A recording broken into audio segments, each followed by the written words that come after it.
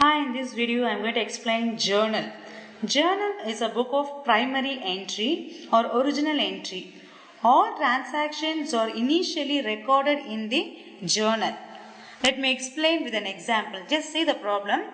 Purchased goods for cash. When you purchase goods, what goes out? Cash goes out, goods comes in. So what is the entry for this transaction? For any entry, for any transaction, you need to have a thorough knowledge about debit and credit. Then only you can make entries in the journal book. So for the first transaction entry is purchase account data to cash. 1st January 2000. Purchase goods. Purchase account data to cash. How much? 10,000 rupees. Journal means you have to enter the transaction both debit side as well as credit side. So based on the golden rule, you know very well about the three rules, no? Real account, nominal account and personal account. According to the golden rule only, you can make entry in the debit side as well as credit side. While you purchase any item, any goods, whether it is a goods or stationery or any asset, whatever it is, when you purchase any item, that goods comes in. When you purchase, cash goes out. So cash is a real account, no? So what is the golden rule for a real account? Debit what comes in, credit what goes out. When you purchase something, cash goes out, no? So enter credit side. What comes in? Goods comes in the way of purchase. So debit purchase, credit cash. For each and every journal entry, you have to write narration. So narration should be start with being. Being purchased goods for cash. Narration is nothing but it is details about the transaction. Every journal entry is accompanied by a narration which explains the details of the transactions which the entry is written. So this is very essential. For each and every entry, you need to write the transaction details, or it is called as a narration. So first entry is over. What is the second transaction? Purchase stationery for cash. Same thing. In the previous entry, they didn't mention anything. They mentioned just purchase goods. But in this transaction, they clearly mentioned that purchase stationery. When you purchase stationery, what comes in? Stationery comes in. What goes out? Cash goes out. Okay, just write the entry. 2nd January 2000. Stationery account data to cash.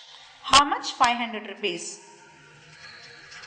Again you have to write narration. Being purchase stationery for cash.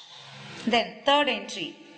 Purchase furniture for cash. Same thing. Here they mention furniture. They have purchased furniture for cash. So when you purchase furniture, what comes in? Furniture comes in. Cash goes out. On 3rd January 2000, furniture account data to cash account. How much? 2000 rupees. Then, fourth transaction, sold goods for cash. That is, you have sold some items for cash. Sales can be in two bases. One is cash basis, another one is credit basis. If they mention any name without cash, it is considered as a credit sales. But here they didn't mention any name. They have clearly given that sold goods for cash. So it is a cash sales, that is based on cash. So write the entry. What is the entry for this? Cash account data to sales.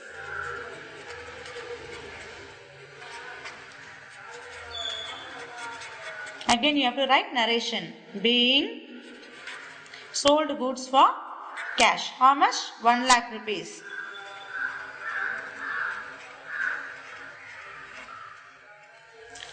On 4th January 2000. Next entry. sold goods to James. Just see the difference. The previous entry is sold goods for cash. They didn't mention name, so it is considered as a cash sales. But in this transaction, they have mentioned the name. They didn't mention about the cash. Sold goods to James. It means it is a credit sales. They have sold some items to James. So he is a debtor. Okay, your amount is there, so you are going to get amount from James.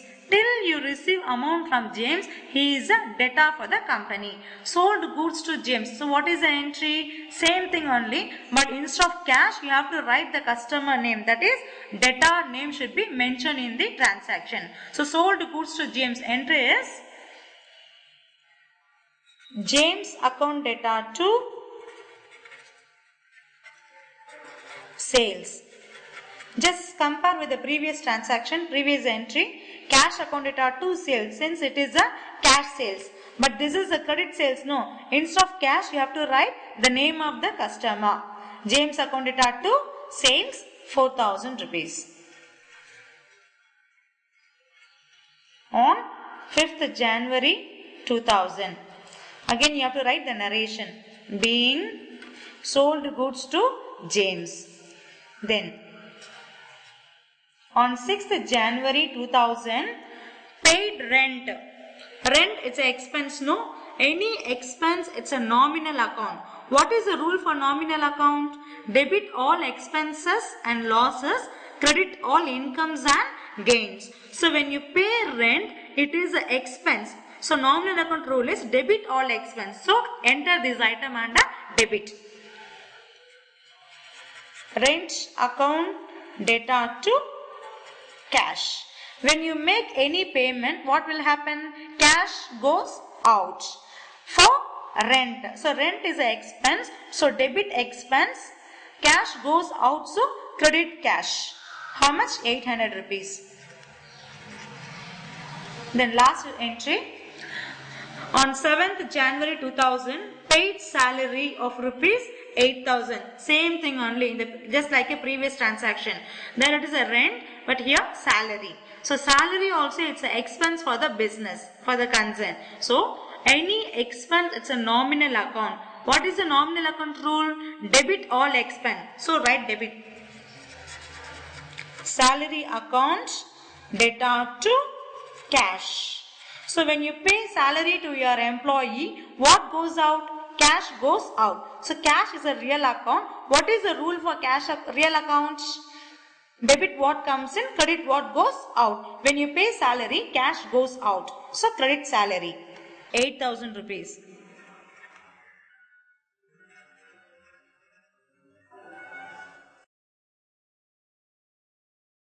Ledger is the second important stage in the accounting cycle or accounting process.